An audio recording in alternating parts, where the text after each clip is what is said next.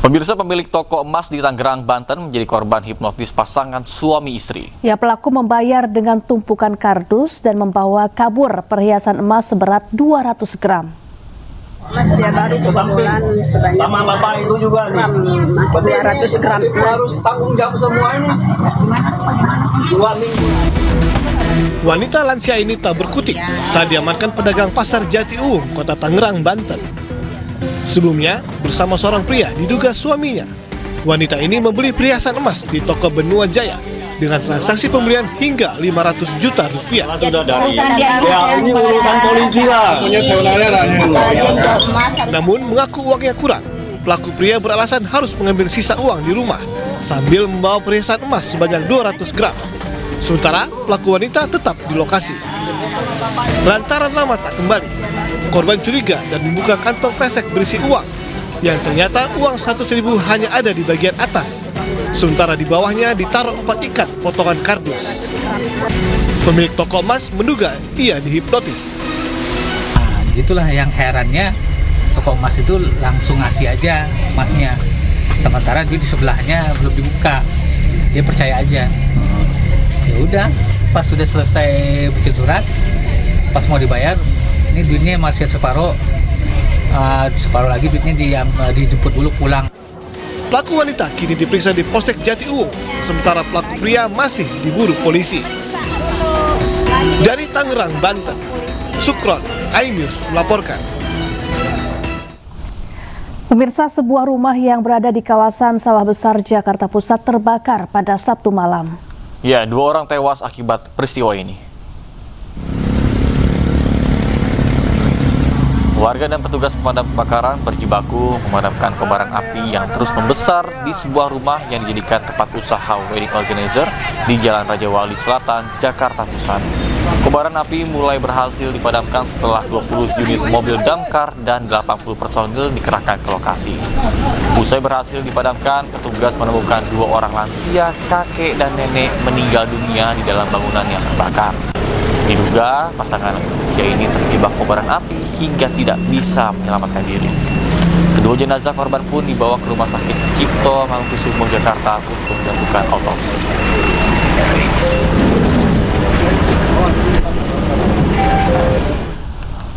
Pemirsa, lantaran diduga konsleting listrik bagian mesin sebuah sedan terbakar saat terhenti di lampu merah di kawasan Menteng, Jakarta Pusat.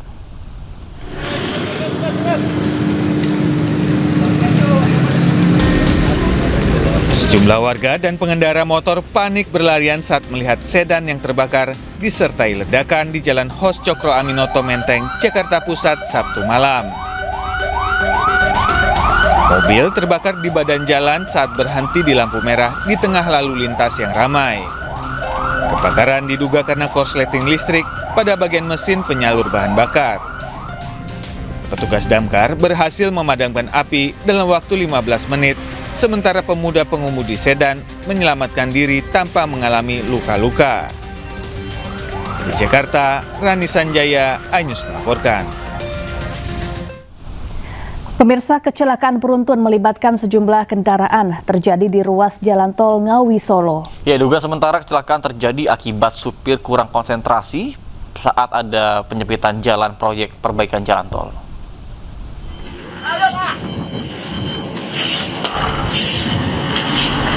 Minibus ini rusak parah usai terhimpit truk dan bus di lajur tol Ngawi Solo. Bagian depan kendaraan hancur sedangkan muatan truk berserakan di jalan. Kecelakaan beruntun terjadi di kilometer 576 tol Ngawi Solo, tepatnya di Desa Ngale, Paron Ngawi. Insiden ini melibatkan 2 bus, 1 minibus dan 1 truk. Menurut petugas, kecelakaan bermula saat bus pariwisata Bagong berhenti mendadak karena ada penyempitan jalan akibat proyek penampalan aspal. Truk bermuatan durian yang berada di belakangnya tak sempat menghindar dan langsung menabrak. Tabrakan ini disusul minibus dan terakhir bus akap. Meski tidak ada korban jiwa, 3 orang dilaporkan luka. Kecelakaan ini terjadi berawal dari kurang antisipasinya bis Bagong karena di depan ada pekerjaan pengaspalan, perawatan jalan. Ketiga korban saat ini menjalani perawatan di Rumah Sakit Widodo Ngawi, sementara kasusnya ditangani unit Satlantas Polres Ngawi. Dari Ngawi, Jawa Timur, Asfi Manar melaporkan. Kita beralih ke informasi lain, pemirsa. Seorang pria ditemukan tewas di sebuah kamar penginapan di Bandar Lampung, Lampung. Ya, anehnya kepala korban ditemukan dalam keadaan terlilit lakban dan juga plastik.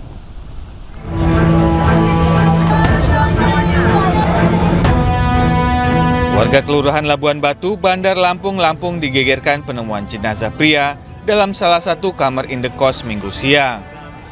Pengelola penginapan curiga karena korban tidak keluar kamar sejak hari Jumat. Saat pintu didobrak, korban diketahui meninggal dunia di atas kasur dengan kepala terbungkus plastik dan terlilit lakban. Polisi yang tiba langsung menggelar olah TKP di lokasi kejadian dan meminta keterangan sejumlah saksi. Polisi tidak menemukan adanya tanda bekas kekerasan serta barang berharga korban yang hilang. Korban diketahui bernama Hindra Jaya, 62 tahun, warga Kelapa II, Kabupaten Tangerang, Provinsi Banten. Bukan dari Lampung ini. Itu seorang diri ya Bang kontrak di sini Bang? Ini dia kos ya, kos seorang diri. Seorang diri. Jenazah korban dibawa ke RSUD Abdul Muluk Bandar Lampung untuk dilakukan otopsi. Dari Bandar Lampung, Lampung, Ruslan AS, iNews melaporkan. Pemirsa, kasus sekeluarga yang tewas diracun di Warakas, Jakarta Utara ternyata pembunuhan berencana yang dilakukan oleh anak ketiga korban. Ya, pelaku dendam karena merasa diperlakukan berbeda.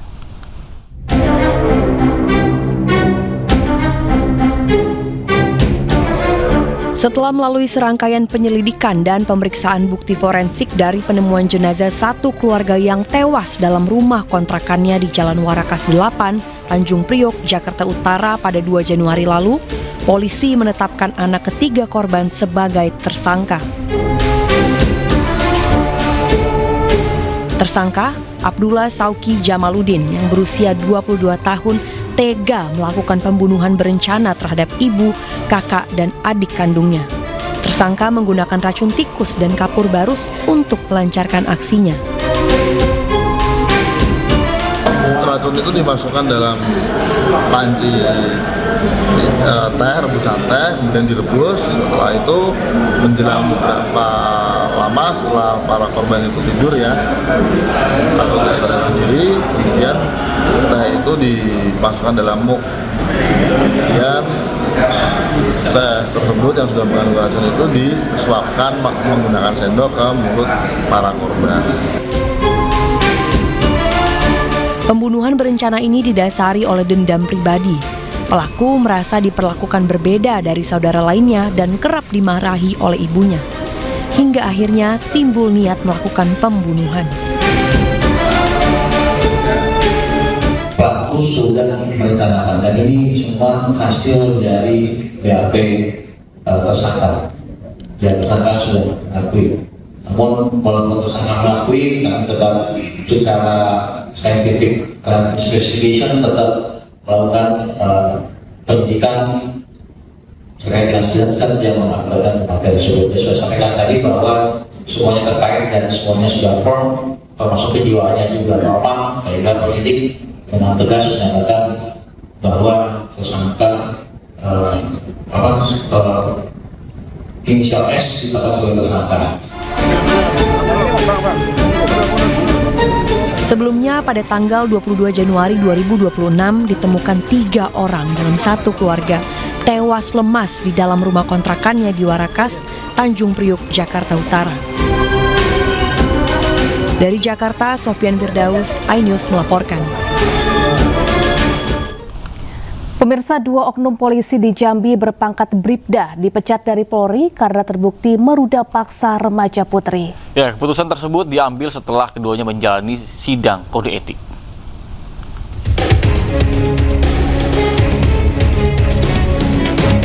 Dua oknum polisi berpangkat Bribda berinisial SP dan NI anggota Polres Tanjung Jabung Timur dan Polda Jambi menjalani sidang Komisi Kode Etik Profesi Polri. Keduanya merupakan pelaku ruda paksa terhadap remaja putri berinisial CH, 18 tahun. Korban yang sempat bercita-cita ingin menjadi anggota polisi wanita tersebut mengalami trauma berat dan harus mendapat penanganan psikolog. Sidang Komisi Kode Etik yang berlangsung selama 14 jam itu menghadirkan sedikitnya 8 orang saksi untuk dimintai keterangan.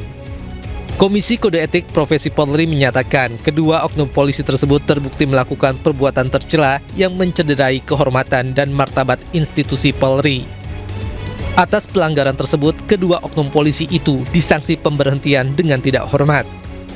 Putusan sidang KKEP terhadap kedua personil Polda Jambi, yang pertama pelanggaran kode etik profesi Polri yang dilakukan oleh pelanggar, kemudian Komisi Kode Etik memutuskan bahwa dari sidang KKEP tersebut terhadap perilaku terhadap pelaku pelanggar dinyatakan sebagai perbuatan tercela, dan yang kedua adalah kedua orang tersebut dilaksanakan atau diputus dengan pemberhentian tidak pidana. Sementara atas perbuatannya, 2 oknum polisi dan 2 rekan lainnya akan terancam pasal 473 KUHP dengan ancaman hukuman di atas 5 tahun penjara.